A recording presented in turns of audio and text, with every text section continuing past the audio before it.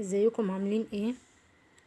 النهارده ده ريفيو، هو مش يعتبر جديد قوي. انا كنت عامله قبل كده عن بعض اللوشنات اللي استخدمتها وخصوصا من ماي واي. بس ما عملتش عن تجربتي مع اللوشن نفسه. يعني المرة دي الريفيو عن تجربتي مع اللوشن، وفي منهم لوشن جديد انا لسه جايباه. برضو هقول لكم عنه. هو يعتبر طبعا ظاهر اللي هو فازلين. هو مشهور جدا، فانا حبيت ان انا اجربه. وطبعا حطيت لكم المنتج الرائع من ماي واي اللي هو يعتبر مشهور جدا في ماي واي، وكان ساعتها رخيص جدا، كان بحوالي 10 جنيه و13 جنيه، اللي هو ديليكات بزبدة الكاكاو.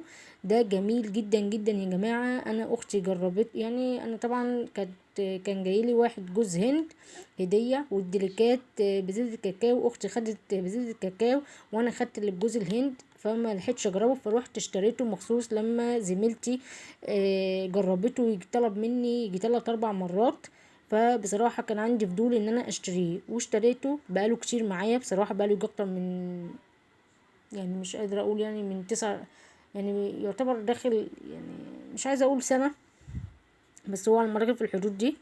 او يعني لانه بقاله كتير جدا معايا، والحمد لله الكمية بتاعته كبيرة جدا. يعني ما تغروش بالعلبة، انا كنت متغرية بالعلبة، قلت انها حجمها صغير. بس 150 جرام بصراحة. يعني في حدود يعني عاملة زي 200 ملي بالظبط، بحجم فازلين وبحجم اللي هو جلايسوليد.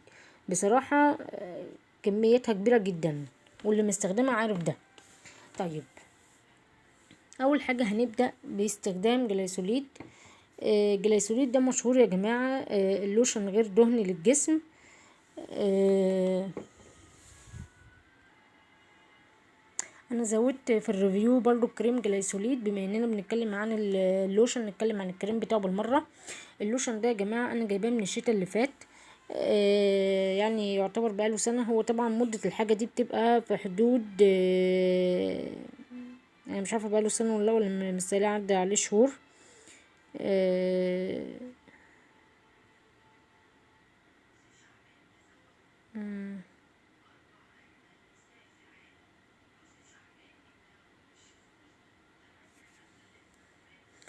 وتاريخ الانتاج باين، هو ده اللي هو اتمسح.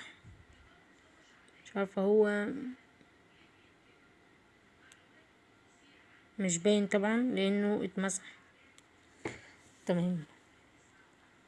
طيب، انا كنت جايباه على ما اعتقد من الشتاء اللي فات، مش فاكره، او في اواخر الشتاء.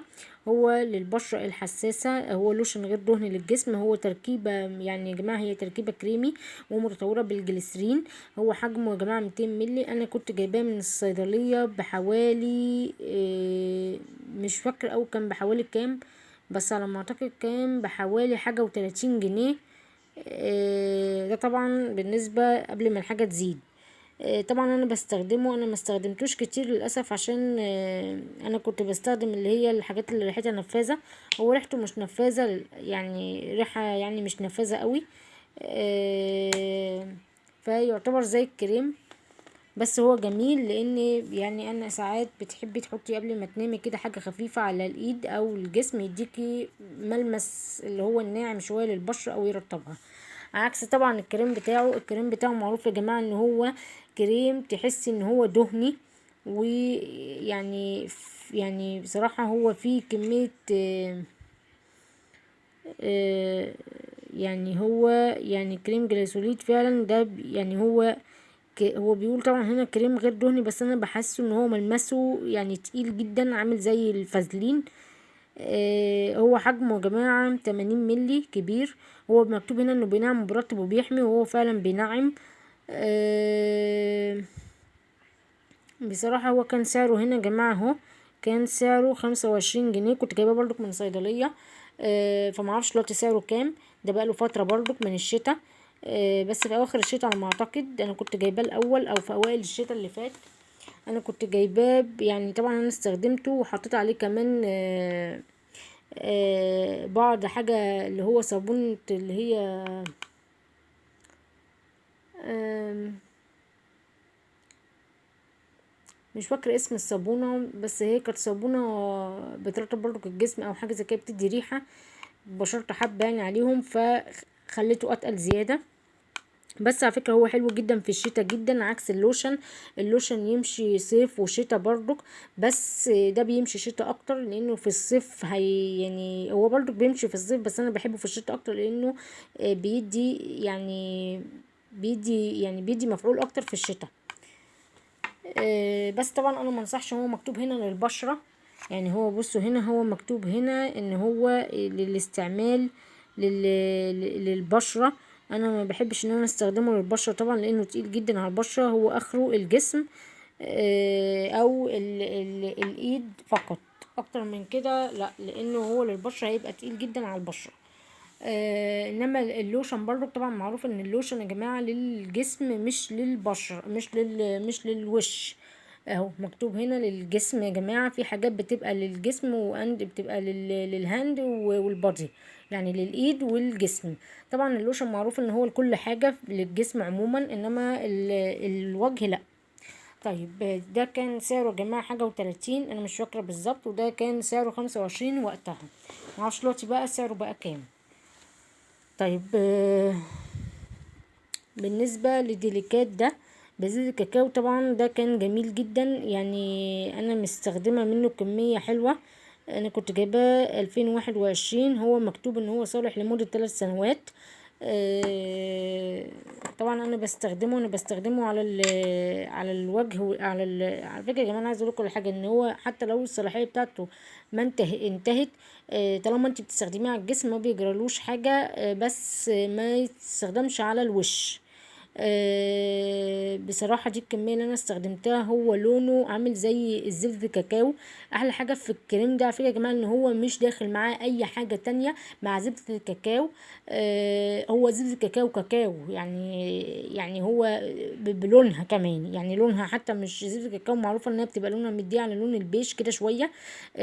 لو لقيتي بقى حاجة داخلة فيها اعرفي ان هي بتبقى زبدة الكاكاو مع حاجة تانية، مش بتبقى كوكو باتر يعني صافية. بتبقى داخل معاها مثلا جليسرين، بتبقى داخل معاها مثلا حاجة تانية مع الكوكو باتر، عشان كده بنحس ان الكريم مش مدي اللون الكوكو باتر اللي هو اللون الجميل ده، اللي هو اللون او ايه، اللي هو اللون البني ده، او اللون اللي هو مدي على الكافيه شوية، هو مش لون ابيض. فده بيبقى كوكو باتر، مش داخل معاه اي حاجة. زي بتاع مين، زي بتاع ايفون يا جماعة. اللي يعرف شركة ايفون برضو بتعمل حاجة زي دي بس 400 ملي، وفي برضو للايد بتبقى انبوبة، يعني انبوبة حلوة، يعني بتبقى حوالي مثلا 250 جرام على ما اعتقد مش فاكرة، انما الكبيرة بتبقى 400 ملي. وفي برضو منها اللوشن بزيت الكاكاو، انا نفسي طبعا اجربهم بس للاسف هم غاليين. يعني لو اتحنا الفرصة ممكن نجربهم فيما بعد، لو ربنا يعني لو ايه لينا نصيب ان احنا نجيبهم. طيب بالنسبة ده سعره كان وقتها كان بحاجة و20، انا معرفش دلوقتي بقى طبعا في الكتالوج بقى بحاجة و30، وهو طبعا مع الاسعار اكيد زادت، لان الكتالوج زي ما انا قلت لكم في الريفيو ان انا عملته من يومين، ان الاسعار زادت. وهسيب لكم اللينك ده بتاع الريفيو بتاع منتجات ماي واي في الديسكريبشن بوكس. ده طبعا مع تجربتي ليه جميل جدا جدا على الايد، انا طبعا كنت بستخدمه، وواحده زميلتي نصحتني ان انا استخدمه بقى قبل الفاونديشن ككريم مرطب، بس بصراحه ما انصحكوش ان انتوا تستخدموه في الصيف، لانه في الصيف هيخلي وشكوا يعني بيسيح. بصراحة انا استخدمته في الصيف، لقيت الفاونديشن ساح معايا، لان هو اصلا زيت الكاكاو مش داخل معاه حاجة، هو زيت الكاكاو فعلا، يعني حتى من المكونات هنا هتلاقوه زيت الكاكاو بس مش داخل معاه اي حاجة، فطبعا هيبقى تقيل جدا على البشرة في الصيف. فهو طبعا داخل معاه جليسرين، بس زيت الكاكاو عالية جدا في الكريم في الديليكات، ودي ميزة على فكرة حلوة، لان هو في الشتاء ينفع جدا جدا في الشتاء على الوش وعلى البشرة. لانه فعلا انما في الصيف لا، ينفع في البشرة بس ما ينفعش في الوش. طيب ده طبعا سعره قلنا كان حاجة و20 وقتها، انا جايباه بقالي فترة، يعتبر بقالي سنة. او من السنه اللي فاتت على ما اعتقد، مش فاكره بالظبط، بس هو بقاله فتره معايا. وبرضو هعمل لكم ريفيو عن انواع الديليكات اللي انا استخدمتها. في من عندي باللبن والعسل، وعندي برضو اول لما نزل جبته، وعندي بالخيار والصبار، وفي بجوز الهند، وادي زيت الكاكاو. يعني عندي 4 من ديليكات. وعندي جميله اللي هو لاين جميله اللي هو بالورد. برضو هعمل لكم ريفيو عنهم بالتفصيل ان شاء الله قريب جدا بعد الريفيو ده مباشرة. هعمل لكم عن انواع الكريمات اللي انا استخدمتها، سواء من ماي واي او خارج ماي واي عموما. طيب بالنسبة بقى للجديد ده اللي هو النجم بتاعنا بتاع الريفيو ده، اللي انا لسه جايباه جديد يا جماعة. ده مشهور جدا طبعا، انا شفت عنه ريفيوهات، فحبيت ان انا اخوض التجربة. وهو لوشن فازلين اللي هو بكوكو.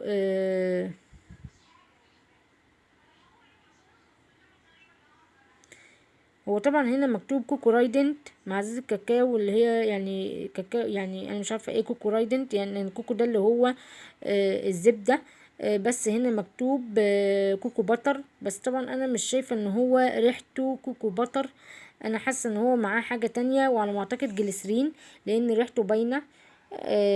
في المكونات حتى هنلاقي هنا مكتوب ان هو تركيبه بتجمع ما بين زبده الكاكاو ومع هلم الفازلين. طيب هو ممكن طبعا اللي هي الكلمة ريدنت دي اللي هي هلم الفازلين نفسه، هلم. فعشان كده الكوكو باتر هنا مش زايدة يا جماعة. يعني ريحتها مش قوية زي اللي هي بتاعة ماي واي. فطبعا هو انا لسه ما استخدمتوش، بس انا فعلا جربت حبة منه على ايدي. يعني حاساه ملمسه زي الجليسوليد، ان هو ريحته يعني مش قويه، بس هو ملمسه حلو جدا. هو طبعا احنا لسه هنجربه في الشتاء ونقول طبعا مفعوله، بس في ناس جربته وبتقول ان هو جميل جدا جدا. وعلى فكره يا جماعه هو سعره كان 90 جنيه. انا شفته في صيدليه تانية كان ب80، يعني فرق 10 جنيه. انا جبته من اقرب صيدليه اللي هي ب90 جنيه. وفي منه الحجم الكبير يا جماعه اللي هو بالبابل، ومش عارفه اسمها ايه، بتقول اللي هي آه اللي هي البتاع اللي هي عامله زي اللي بتبقى موجوده في الشاور دي. آه بتدوسي عليها وتنزلك اللوشن. وطبعا حجمها الكبير كان حجمها ده حجم 200 مللي. الحجم الكبير اللي هو 400 مللي انا شفته في الصيدليه النهارده كان بحوالي 130 100 130 جنيه. كان ب130 جنيه على ما اعتقد. انما الحجم الصغير ده تلاقوه ب90 او ب80 جنيه. على فكره يا جماعه اكتر من كده ما يعني ما بيبقاش ب100، يعني ما وصلش ل100. هو اي نعم طبعا 90 او 80 بتبقى قرب ال100 يعني. طيب انا ما جربتوش بصراحه، بس في ناس شكرت فيه. وفي انواع من فازلين كتير. في الفازلين اللي هو الباكج بتاعه بيبقى بامبا، وفي الابيض، وفي اخضر، وفي فازلينات كتير. انا طبعا جربت ده لان انا بحب الحاجات اللي هي مايله للكوكو باتر او داخله فيها كوكو باتر. طبعا دي داخل فيها مع كوكو باتر اللي هو هيلا من الفازلين. اما اللي كوكو باتر فعلا ومعاه جليسرين يعني مش زار قوي، هو بتاع ديليكات وايفون برضو يا جماعه. معرفش بقى حاجة تانية بقى داخل فيها كوكو باتر، بتبقى كوكو باتر يعني ريحتها كوكو باتر فعلا. يعني اللي يعرف يسيبهم لي، يسيب لي اسمائهم في الكومنتات.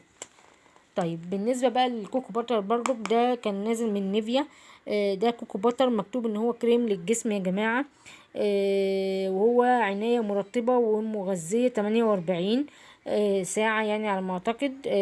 طبعا هو كان سعره يا جماعة، هنا انا كنت جايباه من محل ميك اب، كان سعره ب30 جنيه وقتها، وحجمه 100 ملي. انا معرفش دلوقتي سعر الحاجات طبعا بعد ما غليت بقت بكام. طبعا شكله من جوه ابيض، ومعروف ان كوكو باتر ما بيبقاش ابيض يا جماعه. آه فده شكله اهو. يا رب يكون واضح، هو شكله ابيض جدا. بيبقى داخل معاه برضك حاجه مش بس ريحته حلوه. يعني هو ملمسه حلو وناعم، انا جربته فانا حبيته في الصيف. هنشوفه في الشتاء مفعوله عامل ازاي. على العموم الكريمات اللي بتبقى خفيفه دي يا جماعه بتبقى في الشتاء برضك مفعولها حلو. بس الكريمات بقى اللي هي زي ديليكاب ما بتبقاش حلوة جدا على البشرة في الصيف، لانها بتسيح الدنيا معاكي في الصيف، لانه بيبقى زبدة الكاكاو تقيل. يعني هو زبدة الكاكاو فعلا ما فيهوش اي مكونات تانية غير زبدة الكاكاو. زبدة الكاكاو فيه يعني قوية. عكس فلازلين وعكس اللي هو جليسوليد وعكس اللي هو حاجات نيفيا. اما ده طبعا شتوي، يعني ما حدش، يعني ما نصيحة يعني ان ما حدش يستخدمه في الصيف، لانه وخصوصا على الوش يا جماعة، لانه هو تقيل جدا جدا على الوش اكتر من ديليكات. طيب بالنسبة ده كان ريحته حلوة، انا جربت ده كان نازل جديد وقتها يا جماعة، كان نيفيا اللي هو سوفت. انا جبت النيفيا اللي هو العادي اللي هو كوكو باتر، وده جربت النيفيا سوفت، كان برضو ده للوجه والجسم واليدين، ده بالفواكه الاستوائية يا جماعة، ريحته حلوة. هو ريحته على فكرة يعني شديدة شوية عن الكوكو باتر بتاع نيفيا، بس عجبني. كان سعره يا جماعة كان ب32 ونص، يعني زايد عن ده 2 ونص. ده كان ب30 وده ب32 ونص كان وقتها يعني. برضك هو من جوه ابيض، وانا مستخدمه منه حاجات كتير، مستخدمه منه يعني جزئيه. انا يعني كنت جايباهم من قريب من حوالي 5 شهور، فما استخدمتوش كتير. مش زي ديليكات يعني، لان ديليكات هو اللي كان معايا بقاله فتره. وبرضك شكله ابيض برضك من جوه، وبرضك اتعمل عنه ريفيوهات كتير، انا كنت شايفه عنه ريفيو. فكان عاجبني يعني. طيب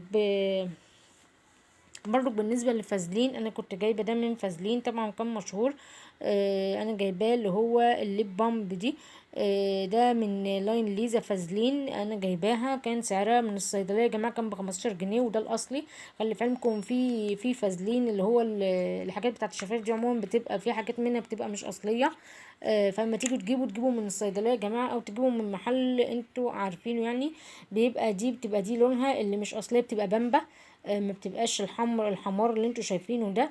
في منها اشكال كتيره، في فازلين اللي هو مش ليزا، في فازلين اللي هو الفازلين نفسه، اللي هو يعني ده فازلين ليزا. في فازلين باكت تاني بتبقى اصغر من دي.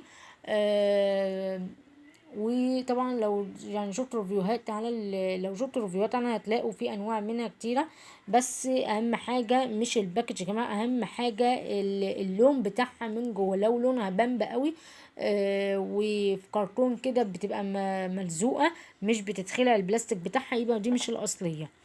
دي كان سعرها يا جماعه 15 جنيه. ان انا شفتها في الميك اب كان بحاجه بحوالي 22 ونص.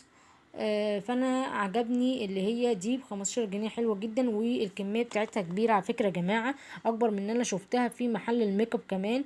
يعني دي حجمها، هقول لكم حجمها دلوقتي كام.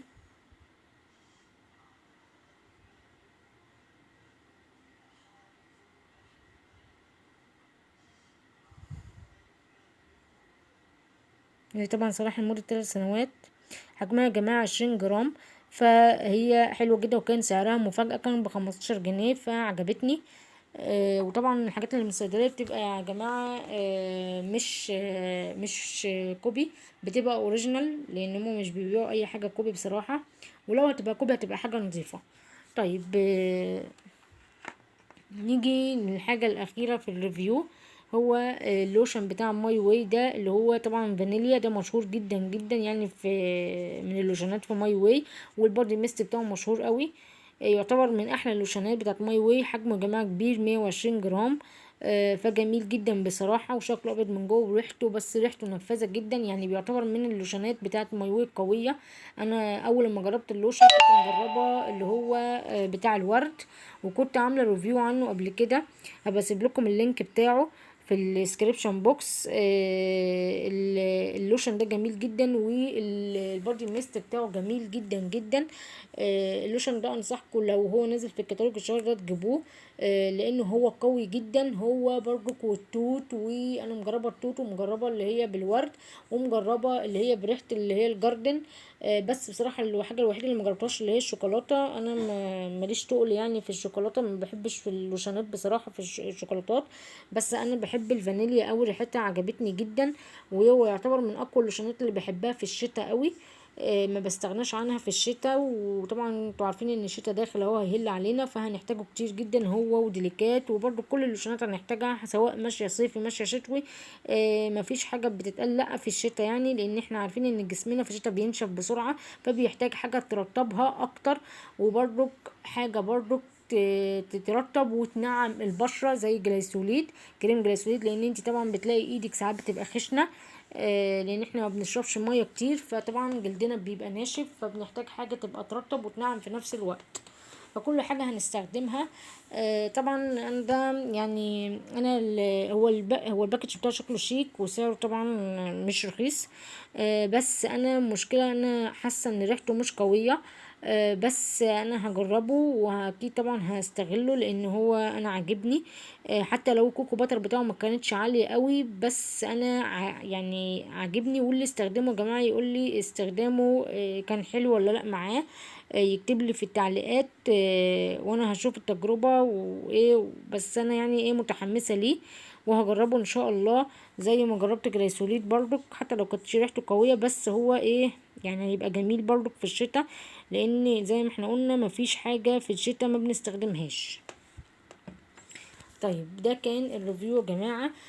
ده طبعا كان سعره 90 اهو فازلين، وده سعره يا جماعة جليسوليت كان حاجة و30، والفازلين المرطب بتاع الشفايف كان ب15 جنيه من الصيدلية، وديليكات كان بحاجة و20 وقت ما اشتريته، دلوقتي بقى بحاجة و30 بعد ما الاسعار زادت. وسوفت كان نيفيا سوفت كان ب32 ونص، اما نيفيا كوكو باتر كان ب30.